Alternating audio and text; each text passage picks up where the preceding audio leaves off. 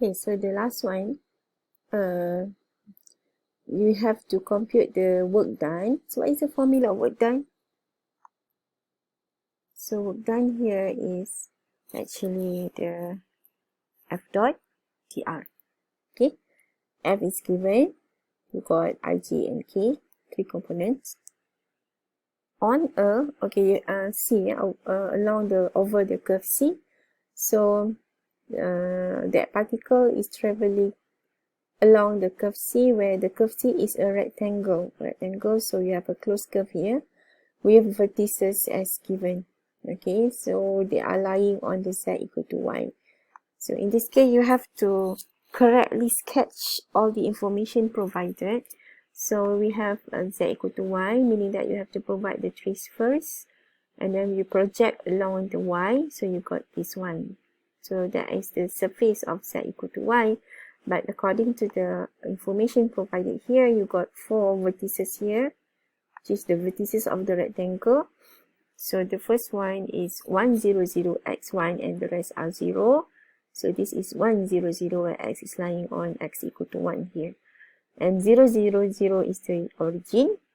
0, 3, 3, so z3, y3, so x is located at on the wall here. So this one. So 1, 3, 3 is here when x is equal to 1. Okay, so that is your rectangle. So now what is the question here? So you have to use the Stokes theorem to evaluate the work done, which means that instead of you work on the line integral, because the question here states that you have to use a Stokes theorem, so you have to work on, and since your curve here is a closed curve, it's a rectangle, so then you have to use the surface integral to evaluate the work done. Dot n ds over the surface sigma, where this one can be, we can use, instead of small n, but we use a big N. And we have dA over the region. Okay, so for this we have to find out what is the surface function that we have. So this one, as given here, the plane we know it is a open surface z equal to y. So this is your, that is your surface, that is your surface sigma. Okay.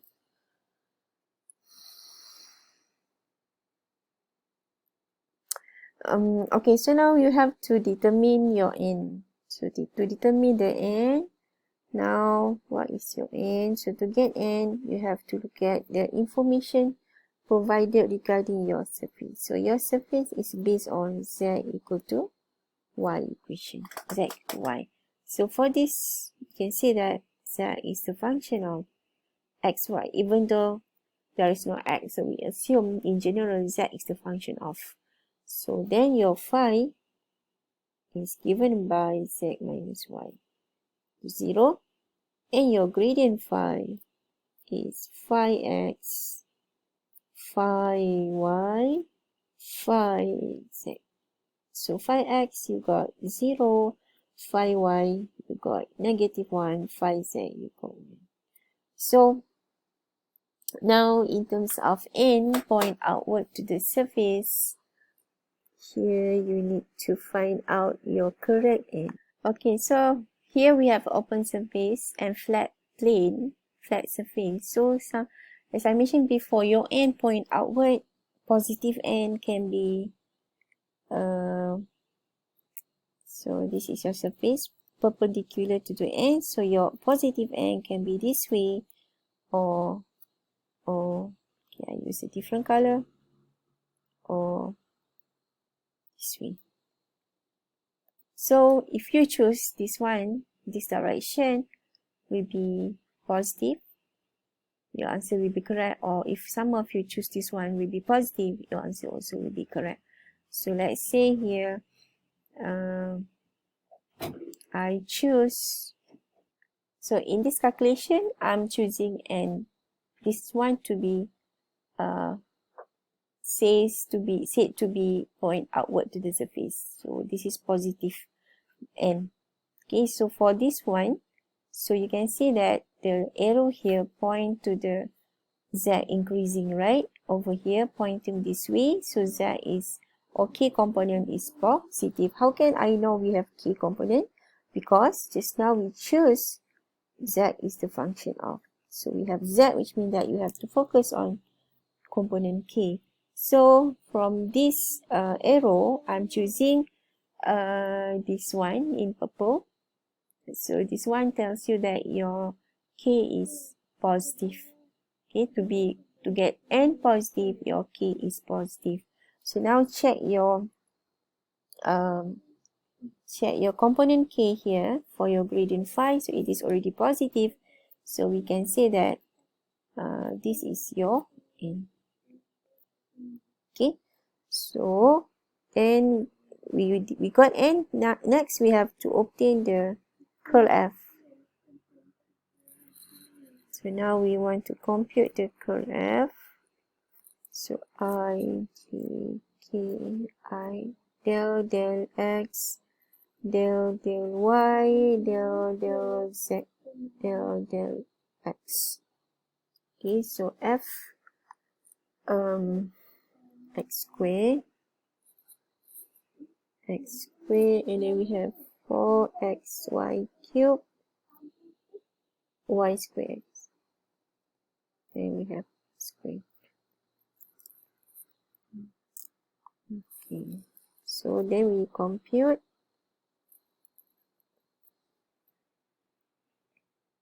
to get I, ck, so 2yx minus 0, and then ki, so 0 minus y squared, and k, you got 4y cubed minus 0. So we obtain 2yx minus y squared 4y cubed. So then we have to find the dot product between this one and this one. Okay, so next the dot product between the curl f and the n we will get. So when you multiply the first one, you got 0, and then you have minus 1 multiplied by negative y squared and plus 1 multiplied by 4y cubed. So y squared plus 4y cubed. Okay. So then we substitute our result here. Just now we obtain y squared plus 4y cubed dA for the r. Okay, so now your region. So your region lying on y-axis plane, what is the shape that you can see? It becomes the shadow of this surface. So you can see the rectangular, right? So on y-axis plane, your region is basically x is from 0 to 1 and y 0 to 3. So that is your region. What is your region? Your region is lying on y-axis plane, where it's become the shadow. When you are standing up here and you're looking down and you can see this rectangular shape, where x from 0 to 1, y 0 to 3. Okay, so that is your r. So here you have a rectangular y squared plus 4y cubed dx dy x 0 to 1, y 0 to 3. Okay, and we got 90. Okay, remember I told you that one, actually we have two options here. So this is the answer if I'm choosing n point outward in this direction where k is positive.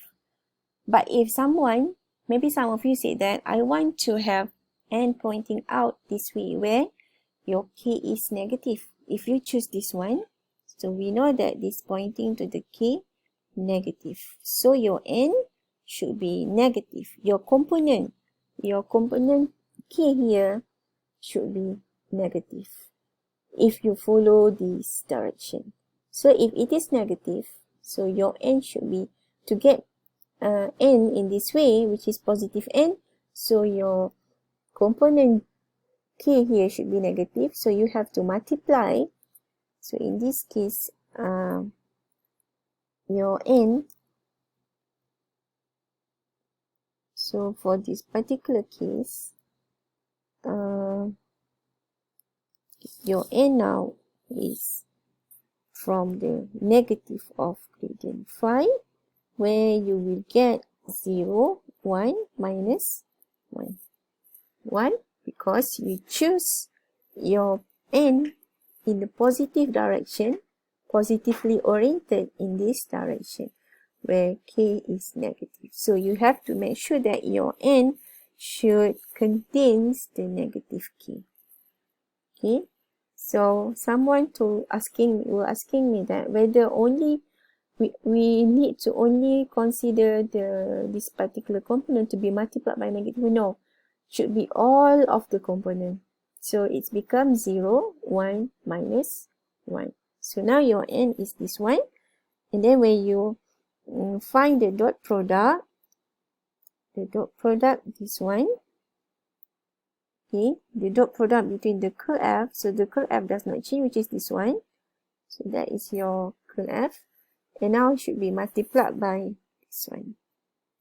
Okay, so now your new dot product between the curl F and your new n becomes, okay, 0, negative y squared multiplied by 1, and then plus 4y cubed multiplied by minus 1. So you got negative y squared minus 4y cubed. So then you substitute here. So you have negative, right? So now based on your new f dot n, grade f dot n, you have to put negative, and all of them will be negative, negative, negative, and this one will be negative, and you got negative 90. So in this case, we will get two options in calculating the n. So some of you maybe will give me 90, and some of you maybe give me negative 90. So depends on the n in which direction that you follow. This one, this way, or that way. But let's say if in the instruction they give you the direction of the closed curve. Let's say it says that it is counterclockwise. So counterclockwise, which means that this way, right? Counterclockwise. Okay, so which is the correct end that you have to follow? This way or this way down here? Which one? If they give you the direction of motion along the closed curve C. What do you think?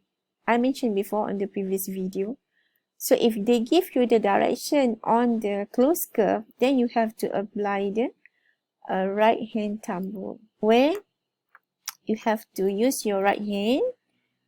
Okay, use your right hand, and then your thumb pointing, your four fingers follows the anti-clockwise direction, and your thumb tell you the positive end. So if you use your four fingers, follow the anti-clockwise direction on this plane, and you put your right hand with your thumb on the plane, on this plane, and you can see that your thumb is in this direction, right? So remember, use your right hand. You must use your right hand, only right hand, and your fingers, your four fingers, follow the anti-clockwise direction, as follow this direction, and your thumb pointing this way, right? So meaning that in that particular case, you have no option where your positive end should be follows the K positive. Okay, but from this question, they don't give you the direction on the rectangle. Then you have two options here. So I hope that you understand with this example. If you don't understand, then please let me know. Okay. So I think that's all for the example of Stokes theorem. So you can find many more examples from the tutorial and also from the past exam question. Okay.